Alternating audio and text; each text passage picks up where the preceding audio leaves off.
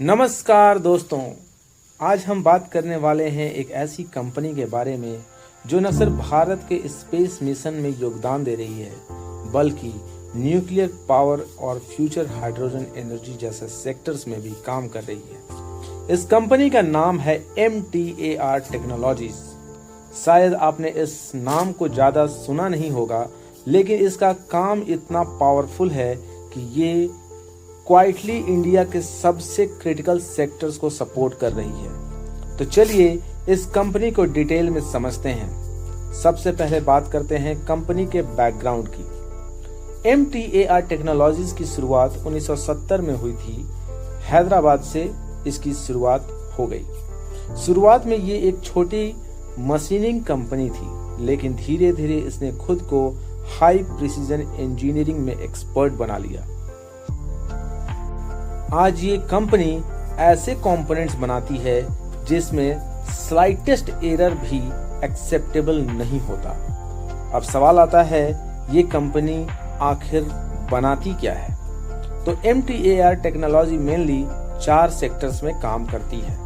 पहला है space sector. ये कंपनी ISRO के लिए क्रिटिकल कंपोनेंट्स बनाती है, जैसे क्रायोजेनिक इंजन्स के पार्ट्स, टर्बो पंप्स और फ्यूल सिस्टम्स।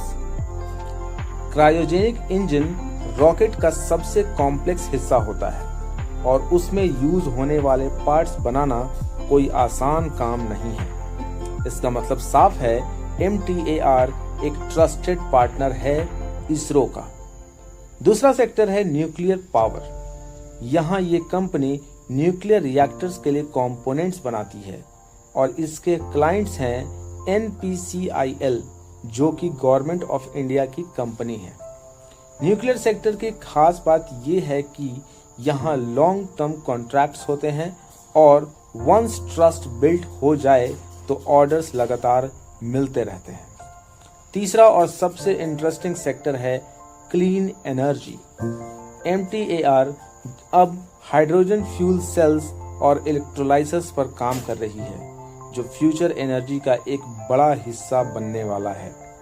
इंडिया का हाइड्रोजन मिशन आने वाले समय में ह्यूज अपॉर्चुनिटी क्रिएट कर सकता है और MTAR इस ट्रेंड को पकड़ने की कोशिश कर रही है। चौथा सेक्टर है एरोस्पेस एंड डिफेंस। यहाँ ये कंपनी हाई प्रिसीजन कंपोनेंट्स बनाती है जो एयरक्राफ्ट और डिफेंस एप्लीकेशंस में यूज होते हैं। अब बात करते हैं इस कंपनी की सबसे बड़ी स्ट्रेंथ क्या है। MTAR का सबसे बड़ा एडवांटेज है इसका हाई प्रिसीजन टेक्नोलॉजी। ये कंपनी माइक्रोन लेवल एक्यूरेसी पर काम करती है और स्पेशल अलॉयज जैसे टाइटेनियम और निकेल को यूज करती है। इस सेक्टर में एंट्री करना बहुत मुश्किल है, क्योंकि सर्टिफिकेशन प्रोसेस टफ होता है और क्लाइंट का ट्रस्ट जीतने में सालों लग जाते हैं, इसलिए कंपटीशन बहुत लिमिटेड है। अब समझते हैं कि इसका बिजनेस मॉडल क्या है। तो MTAR mainly custom based manufacturing करती है, मतलब क्लाइंट रिक्वायरमेंट्स देता है और MTAR उसके हिसाब से प्रोडक्ट डिजाइन और मैन्युफैक्चर करती है।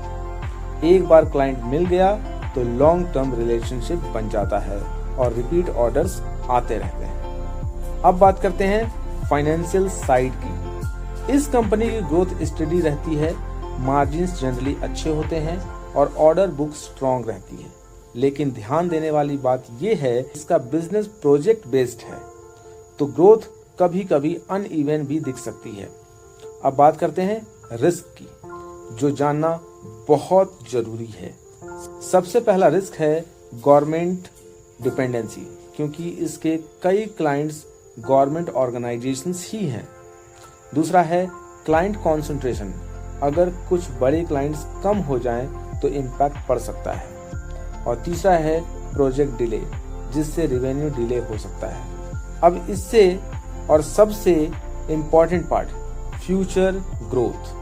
MTAR के लिए 3 बड़े ग्रोथ ड्राइवर्स हैं। पहला हाइड्रोजन एनर्जी, दूसरा स्पेस सेक्टर प्राइवेटाइजेशन, तीसरा डिफेंस मैन्युफैक्चरिंग इन इंडिया। ये तीनों सेक्टर्स आने वाले समय में तेजी से ग्रो कर सकते हैं। तो अगर सिंपल शब्दों में कहें तो MTAR टेक्नोलॉजी कोई फास्ट मूविंग हाई स्टॉक नहीं है, लेकिन ये एक niche high quality long term business है जो धीरे धीरे स्ट्रॉन्ग ग्रोथ दे सकता है।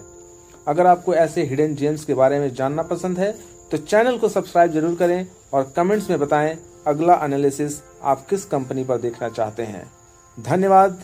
जय हिंद, जय भारत।